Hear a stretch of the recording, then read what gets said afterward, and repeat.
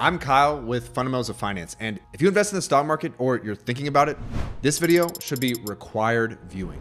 Not because I have some hot take or secret stock pick. I actually don't do hype here, but because there are fundamental truths that every investor should understand before they put their money at risk. This is the stuff that actually matters, the stuff that can keep you from blowing up your portfolio, making emotional decisions, or falling for investing clickbait. Let's get started. Number one, the stock market is not the economy. This one trips people up all the time.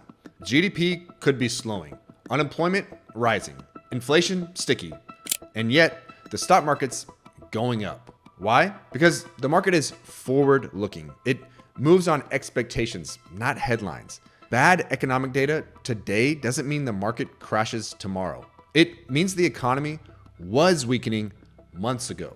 As for the stock market, well, it almost always prices that in before it happens. And same with the recovery. In general, the worse the news, the more likely things are to get better, which is when markets rally. If you wait for the economy to feel good before investing, you'll miss most of the gains. Number two, volatility is normal and necessary. A 10% drop happens almost every year. A 20% bear market every 5 to 6 years on average. Volatility isn't a bug, it's a feature of the system. It's the price of admission for the returns investors want. So if you're staring at your portfolio in a panic every time it dips, the issue isn't the market, it's your risk tolerance. Set your asset allocation accordingly, or you'll never make it through the tough parts. And the tough parts are what separate the successful investors from the majority. Number three, the best days and the worst days are often back to back. Here's something crazy. If you missed just the 10 best market days over the past 20 years, your return would have been cut in half. And most of those best days, they happen right after the worst ones. You can't get out and then get back in perfectly. That's why staying invested is your best bet. Even when, actually, especially when it feels uncomfortable. Number four, stocks are ownership, not just numbers on a screen. When you buy a stock, you are buying a piece of real business. You're not just buying a ticker symbol. You're buying future profits, cash flows, and growth.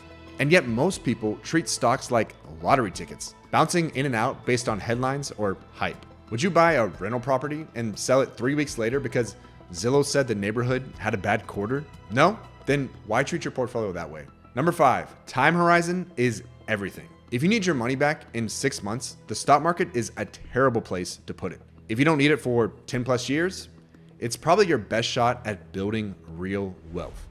Stocks can be wildly volatile in the short term, but they tend to be shockingly consistent over the long term. Over the last 50 years, the best 1 year return was 61%, but the worst was negative 43%.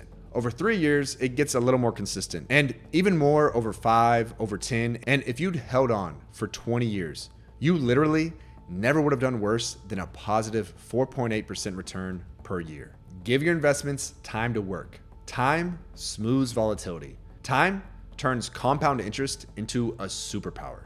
Number six, dividends are not free money. Dividends can be a great part of total return, and dividend growers are often high quality businesses, but don't chase yield blindly. If a stock is paying 12%, there's a reason, and it's probably not good. Number seven, index funds beat most active managers, but not all. Most active managers underperform their benchmarks over time. That's not an opinion, that's the data. Spiva, Morningstar, you name it. But here's the part that gets lost in the echo chamber of just buy VU. Some active managers do consistently beat their benchmarks, and they've done it for decades. Two of the best examples, UPAC, formerly called American Funds Euro-Pacific Growth Fund, an international equity fund that's beaten its index by a wide margin for over 40 years, and Vanguard Prime Cap. Both the fund and the team behind it have crushed the S&P 500 through multiple cycles with a deeply research-driven long-term approach. These aren't flukes. These are process-driven, high-conviction managers with deep benches, long tenures, and a focus on fundamental value over momentum or hype. It's a myth that it's hard to find active managers that can consistently beat their benchmarks. Are there a lot? No, but there are some, and they're not exactly hiding. These funds are run by two of the largest investment managers, and They're right there for anyone to invest in. Now, are they guaranteed to beat their benchmarks in the future? No, of course not. But let's flip this around. Is there a guarantee that an index fund that trailed these funds over 99% of the time for decades will do better? Definitely not. If it's up to me, I'll take my chances with the thing that's been consistently better than the one that's been consistently worse. If you want to go passive, go passive. There are definitely worse investment decisions you can make, but you can greatly increase your odds of identifying active managers that can beat their benchmark if you know what to look for. And here's a little hint for you. It's not the one with the best 3-year track record or the highest Morningstar star rating. It's actually things like low turnover, strong long-term results, tenured managers who invest their own money in the fund, low expenses, and a repeatable process. The right active fund can absolutely be worth it.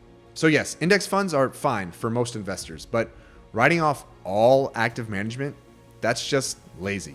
The truth is more nuanced, and that's your edge. Number 8, crashes are a feature, not a bug. The market has dropped more than 30% 9 times in the last century, and each time it recovered. Not immediately, but it came back, and then some. The people who win in investing aren't the ones who avoid every crash. They're the ones who stay in the game long enough to benefit from the recovery. Markets are designed to go up, but only if you let them do their job over time. Number 9, asset allocation over stock picking.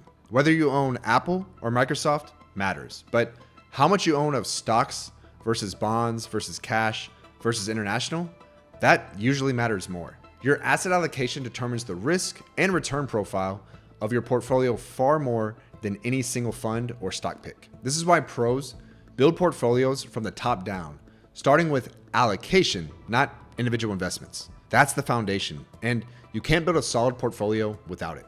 Number 10, you will make mistakes, and that's totally fine. Let me close with this. You will buy the wrong investments. You will mistime a trade. That doesn't make you a failure. It makes you human.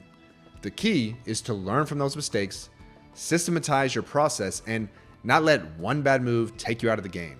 Imagine if Tom Brady left the game because he threw an interception.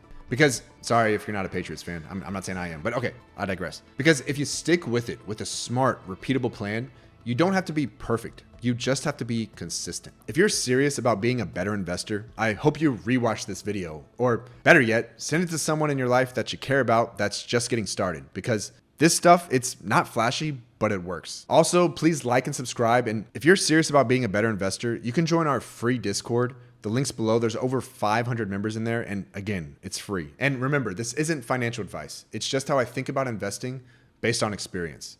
Thanks for watching, and I'll see you in the next one.